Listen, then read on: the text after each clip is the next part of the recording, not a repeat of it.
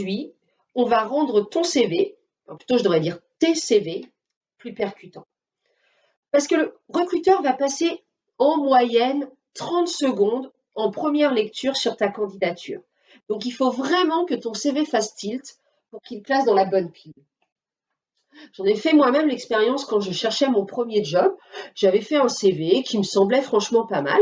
Et puis j'ai commencé à l'envoyer en répondant à des annonces, en candidature spontanée. Et puis au bout de plusieurs semaines, j'avais toujours décroché aucun entretien. Donc j'ai fini par m'interroger sur la qualité de ce CV.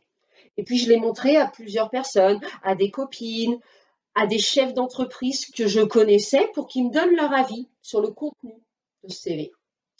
Et puis je me suis rendu compte, en les écoutant, que je n'avais pas été assez précise, que je n'avais pas donné assez d'informations dans ce CV. Et que du coup, je ne donnais pas envie aux recruteurs de me contacter. Je l'ai modifié et là, ça n'a pas traîné. Dans les 3 semaines qui ont suivi, j'ai décroché plusieurs entretiens et j'ai trouvé ce fameux premier job.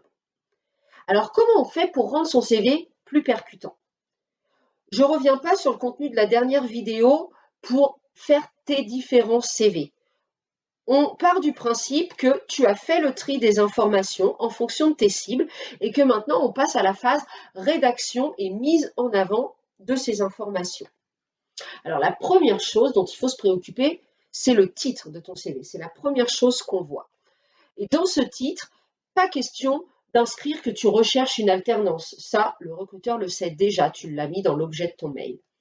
Donc mets le titre du métier que tu recherches.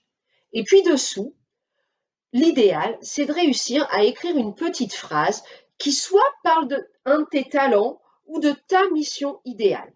L'idée, c'est vraiment d'avoir une phrase qui parle de toi, rien que de toi, et que le recruteur ne pourra pas trouver sur le CV de quelqu'un d'autre. Une fois que tu as trouvé ce titre, tu vas t'attaquer au paragraphe formation. Et là, mon conseil, c'est vraiment de développer les informations que tu vas mettre dans ce paragraphe. Il faut être précis sur ce que tu as appris pendant ces formations. Il ne suffit pas de citer le nom de l'école et du diplôme que tu prépares ou que tu as eu. Parce que les recruteurs ne sont pas des spécialistes des diplômes. Et donc, le nom d'un diplôme, ça ne leur parle pas forcément en termes de compétences acquises.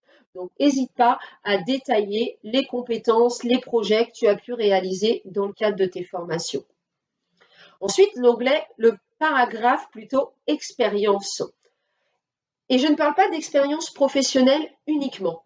Là, vraiment, je t'invite plutôt à parler d'expérience et à pouvoir mettre dans ce paragraphe à la fois tes expériences professionnelles et aussi tes expériences associatives, culturelles, sportives. Tout ce qui à un moment t'a permis de mettre en œuvre et de développer tes compétences.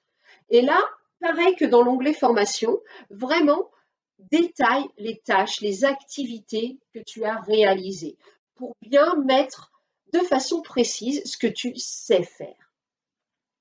Ensuite, moi, je te conseille d'ajouter un petit encadré qui va parler de tes compétences, pas de tes compétences techniques. Celles-là, tu les as déjà détaillées à travers tes formations et tes expériences, mais bien plutôt de tes qualités, de tes soft skills, de tes aptitudes, de tes compétences transversales. Et puis, si jamais tu as encore un peu de place et que ça alourdit pas trop ton CV, n'hésite pas à mettre un petit encadré avec soit tes qualités, soit tes valeurs, soit tes motivations, quelque chose qui va encore plus personnaliser ton CV. Voilà, j'espère que ces conseils, du coup, vont te permettre de faire un CV au top. Et dans la prochaine vidéo, on parlera de la forme de ce CV, maintenant qu'on a fait le tour sur le contenu. Voilà, je te dis à très bientôt et puis bonne rédaction de CV. Au revoir.